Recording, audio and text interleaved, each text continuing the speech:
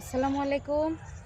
আমাদের গ্রামের পাশ দিয়ে বয়ে গেছে বংশী নদীর শাখা। এটা আমরা যখন ছোটো ছিলাম এই নদীটা ছিল অনেক গভীর। এখান দিয়ে লঞ্চ, ছোট ছোট লঞ্চও চলাচল করতো, বড় বড় নৌকা চলাচল করতো। এখন নদী অনেকটাই ভরাট হয়ে গিয়েছে, এখন আর সেই লঞ্চ চলে না। তো আমরা বেড়াতে আসলাম, এসে দেখি কত সুন্দর পানা ফুল। এই যে বর্ষার সৌন্দর্যটা বাড়িয়ে দেয় এই ফুল। আর এখানে সব সময় পানিটা থাকে, নদীতে কিছুটা গভীরতা আছে, এই জন্য দেখতে অনেক সুন্দর লাগে। আমরা ছোট্ট আপিয়াকে ফুল তুলে দিব, ঠিক আছে? এই যে আমরা ফুল নিব এখান থেকে, অসাধারণ সুন্দর। আপিয়া যাও, ফুল নাও, ছোটবেলা আমরা এই ফুল দিয়ে যাও খেলা করতাম অনেক। ফুল নাও। হ্যাঁ, নাও নাও। প্রকৃতির সৌন্দর্য অনেক গুণে বাড়িয়ে দেয় এই ফুল।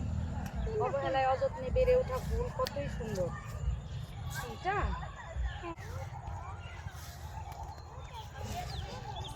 এই পাশে ফুল আর এই পাশে কিছুটা পানি পরিষ্কার। এখান থেকে পানাগুলোকে তুলে নেওয়া হয়েছে, হয়তো কিছু মাছ চাষ করা হয় এখানে।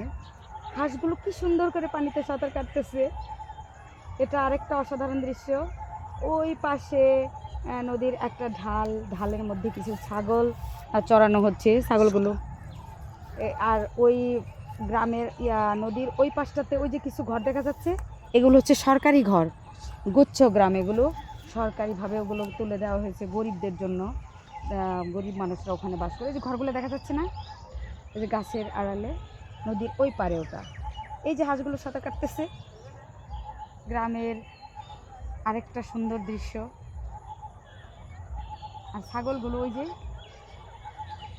সেই রবীন্দ্রনাথের কবিতাটা মনে পড়ে গেল, আমাদের ছোট নদী চলে বাঁকে বাঁকে, বৈশাখ মাসে তার হাঁটু জল থাকে। এই নদীতে পানি এখন খুবই কম, বর্ষায় একেবারে থই থই পানি হয়। যদিও নদী অনেক ভরাট হয়ে গেছে, নদী এখন খনন করা হয় না। নদীর উপর দিয়ে ব্রিজটা দেখো, এখান থেকে ব্রিজটা দেখা যায়, ওই যে ব্রিজ। এই ব্রিজে তো বিকেলে প্রতিদিন মেলা বসে, ওটাও আরেকটা সৌন্দর্য। ব্রিজের এই পাশটায় আমাদের ক্লাব, অনেক কাঠের গাছ, অনেক গাছপালা আছে। এখানে ছোট ক্লাব আছে, এখানে খেলার মাঠ আছে। তো ফুলগুলোকে রেখে আমার চলে যেতে মন চাইছে না, মন চাচ্ছে এখানে আমি এই সন্ধ্যা পর্যন্ত বসে থাকি। এত সুন্দর ফুল, কিন্তু ভিতরে অনেক আনা যাবে না, একদম সাইডে ফুল কম। আনতে হবে না, ফুল তো এখানে সুন্দর দেখা যাচ্ছে। এই যে এখান থেকে আমি একটা ফুল নিব, দাঁড়াও আরেকটা ফুল নিব।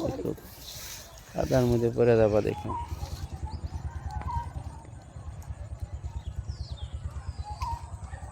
এই যে